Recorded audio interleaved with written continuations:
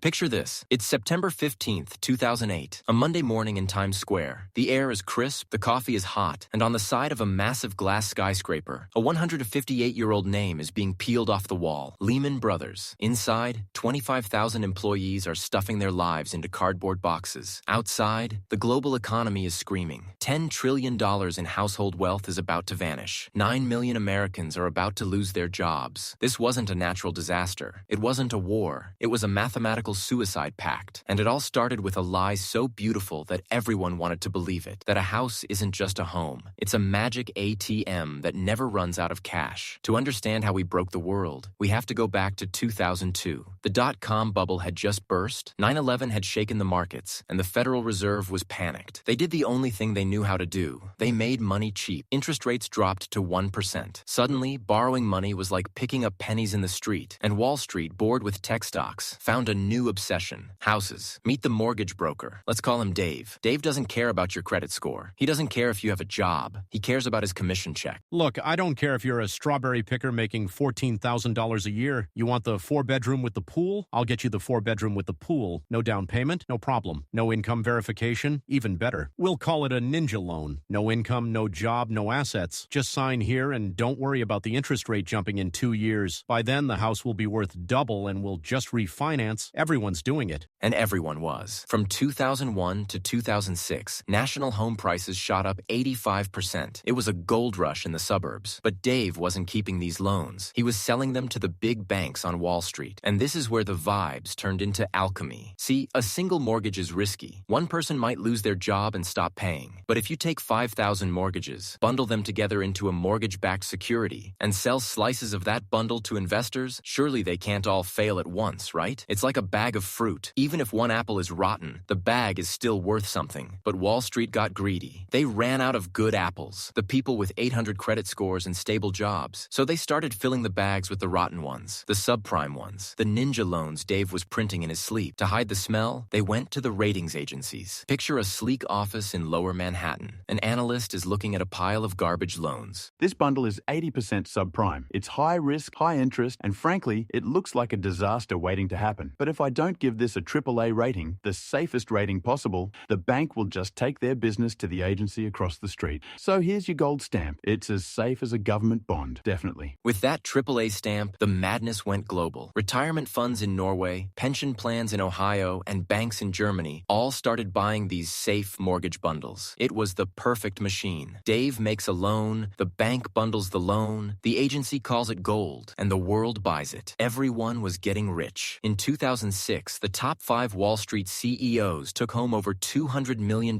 in bonuses. But there was a ticking clock. Those adjustable rate mortgages Dave sold, they were designed to stay cheap for 2 years, then explode. By 2007, the clock hit zero. Suddenly, that strawberry picker's $1,000 monthly payment became $3,500. He couldn't pay. He walked away. One house went into foreclosure, then 10, then 1,000. Suddenly, the magic ATM was out of service. This is where the math caught up to the vibes. When home prices started to fall, the entire Jenga tower began to wobble. Because these banks weren't just betting their own money, they were leveraged. For every $1 they actually had borrowed $30 to bet on these mortgages. If your investment drops by 3% and you're leveraged 30 to 1, you don't just lose some money, you are wiped out. In early 2008, the cracks became craters. Bear Stearns, a massive investment bank, vanished over a weekend. The government forced a sale to JP Morgan just to keep the lights on. The world held its breath, hoping that was the bottom. It wasn't. It was just the appetizer. The main course arrived in September. Lehman Brothers. They had $600 billion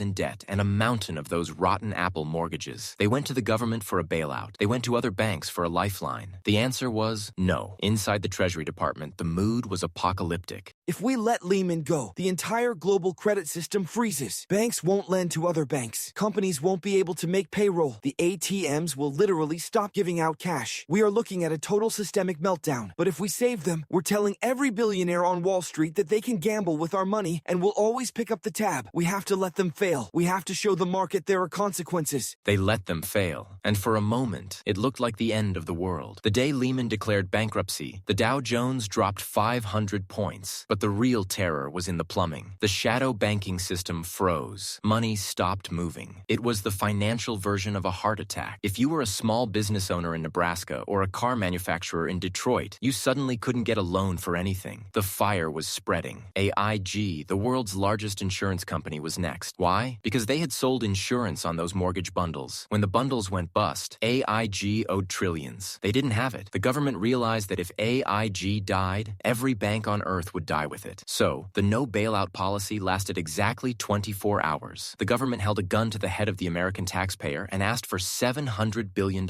They called it TARP, the Troubled Asset Relief Program. Imagine the scene. The CEOs of the 9 largest banks sitting in a room at the Treasury, being told they must take government money to stay alive. We don't need the money. It'll make us look weak. Our balance sheets are fine. You're taking the money, all of you, because if we only give it to the weak ones, they'll be dead by Monday. We're socializing the losses. You took the bonuses when times were good. Now the public is taking the debt because the alternative is a second Great Depression. Eat the check and go back to work. The bailout worked. The system didn't collapse. The ATMs kept working, but the scars were permanent. While the banks were being refilled with taxpayer cash, Main Street was being gutted. 4 million families lost their homes to foreclosure. People who had worked for 40 years watched their retirement accounts drop by 50% in a month. The safety of the American dream had been revealed as a casino game where the house always wins, especially when the house is the one being bailed out. By 2011, the rage boiled over. Occupy Wall Street took over Zuccotti Park. The message was simple. We are the 99%. They watched as 0 top-tier Wall Street executives went to jail. Not one. Dave the mortgage broker lost his job. The strawberry picker lost his home. But the guys who built the Alchemy machines walked away with their golden parachutes. So, what did we learn? We learned that the global economy isn't a solid structure. It's a series of interconnected promises. And when those promises are built on bad math and vibes, they don't just break, they explode. Today, the 2008 crisis feels like a bad dream from a different era. Interest rates are different. The players have changed. And we have new magic ATMs like AI and crypto. But the pattern is always the same. The party starts with cheap money. It grows with greed. It peaks with AAA lies. And it ends with the rest of us picking up the boxes. We aren't at the explosion yet. We're at the part where everyone is still dancing. The champagne is flowing, and nobody wants to check the floorboards. But if 2008 taught us anything, it's that the floor always eventually gives way. The question isn't if it happens again. The question is, who's going to pay for it this time?